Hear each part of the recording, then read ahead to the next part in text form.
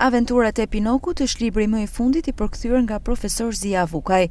Në promovimin e këtij vëllimi, Vukaj tregon arsyet e përzgjedhjes së përkthimit të librit të Carlo Collodit dhe pse i qëndroi besnik versionit origjinal. Unë mendova që vetëm dobi do të kishte kjo vepër dhe vetëm dobi do të kishte lexuesi dhe sidomos lexuesi i moshave të vogla, mjafton që të nxitet edhe një herë dhe të inicohet edhe një herë ky event.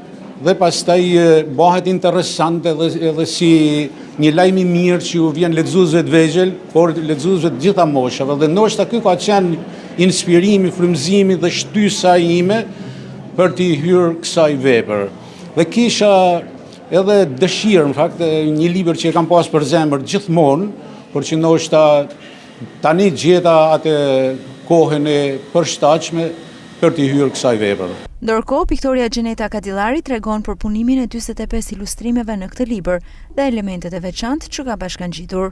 Në shumë ilustrime të ndryshme që janë bë, ka edhe, domethënë fut edhe krijimtari tjetër, po Zia i ka qenë besnik edhe unë gjithashtu i qëndrova besnik shkrimit të Zias.